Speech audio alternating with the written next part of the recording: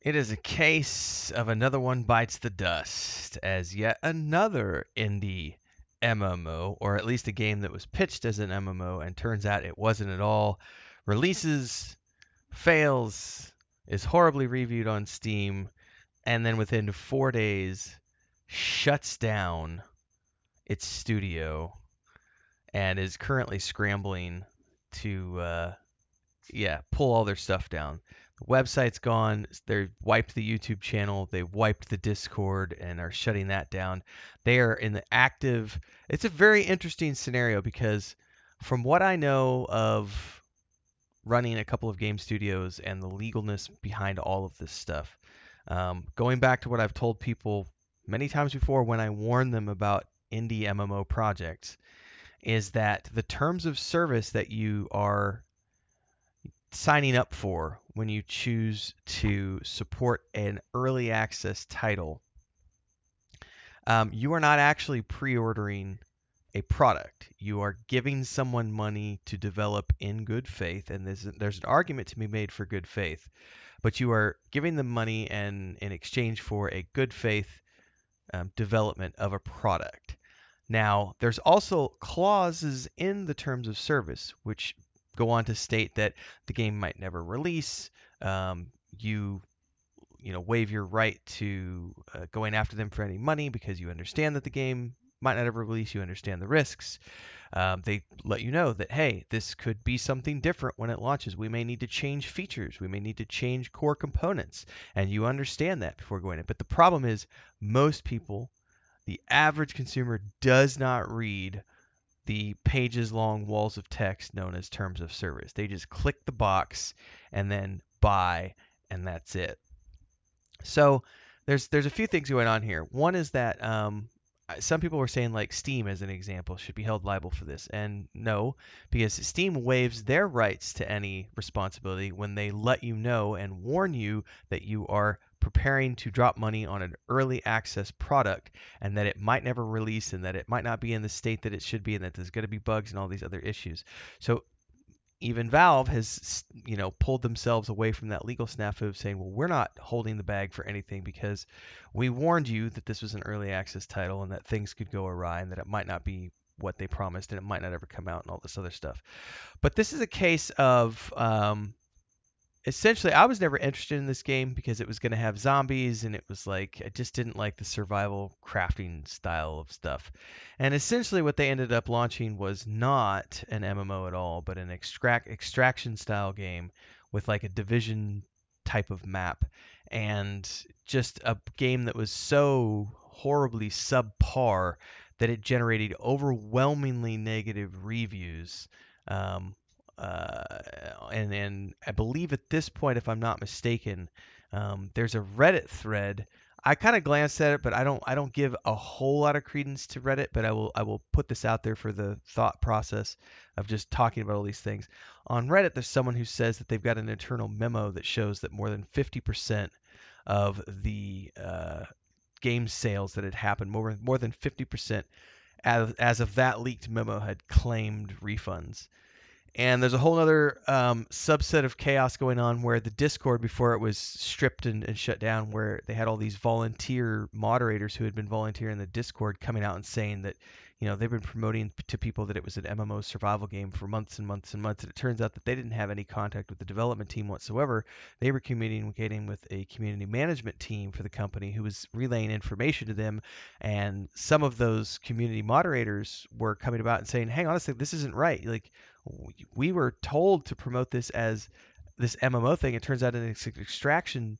What is going on here? And it just brings to light a recent game that tried to do this, where they tried to take an MMORPG that they claimed they were developing, Pantheon Rise of the Fallen, and then they tried to shove off this extraction game on their fans. And in that case, the fans rose up, the internet took notice, and they walked that decision back. And so it turns out the extraction mode was a bad idea on our part. We'll keep developing the game we should have been developing all along. In this case, the company dropped everything out there and within 4 days has pulled the websites offline. They've deleted all of their YouTube videos. They released a statement saying, sorry guys, but we're going to bail. We got to take the money from the sales and pay off our debt and that's it. Studios shut down, no more future updates, and basically the big news here is that most people are calling this a bold-faced scam. Now, I don't necessarily disagree with that, but again, going back to the legalese of this thing, again, confer, I'm not a legal expert. This is based on my knowledge of terms of service and a scenario like this. One can look at Chronicles of Lyria as a good example of a game that what came out was nowhere near what was promised, and people did try to sue the company behind that, and their suits have failed because those terms of service are fairly airtight. In the sense that you can have people be disgruntled and they are rightfully upset, but it doesn't mean they have legal grounds to stand on when it comes to the paperwork that they signed when they admitted that they knew what they were getting into when they pledged money, because you're not pre-ordering these products, you're pledging, in the sense that you're paying money to something that might never release, and if it does release, it could be dramatically different from what you thought you were getting. So in that regards, what this company has done is incredibly shady. It's incredibly scammy. Note that I'm not calling it a scam. I'm calling it scammy, meaning that it feels like it's a scam. It could be, but I'm not saying it is. The reason it feels that way is because of the way the company has done this, where they launched a game, told people the first day, hey, we got to do this patch thing. We're going to have to wipe to get rid of this dupe that's happening. And then they just decide a couple days after that we're going to pull the plug. And because the refunds were so high, 50% refunds. Supposedly they've sold somewhere over 100,000 copies, and yeah, half of those people wanted their money back. So if you've got a company where you've already, say, taken salaries, or that big chunk of money came in from your first 4 days of sales, and then you went and started paying stuff off, and then that number suddenly got cut in half because of all the refunds that were happening, and that's a bad place to be as a studio. And unfortunately, if you were relying on that money, you're in a bad place. And what it looks like they've done here is they're trying to cut their losses and get everything shut down immediately, so that there could be no. They're just shoring up to try to avoid any sort of legal kickback. And there could still be something that happens. Who knows? But here's the thing: the reality of putting together a class action lawsuit is something that costs tens of thousands of dollars. And in order to get a lawyer to do that pro bono, you're going to have to show that there's actually a legal case, first and foremost. There's probably enough disgruntled people here to, consider a class action case. But at the same time, quick commercial break, everyone, to celebrate and give thanks to all of these amazing people who keep me on the air full time. Really appreciate the support. All you got to do is join as a member. You get access to private videos. You can also do super thanks on any upload, or super chats and stickers on any live stream or premiere you see. And beyond that, don't forget we're multi-streaming over on Twitch now, so you can support over there as well. Thanks so much to everybody. Let's get back to the video at hand.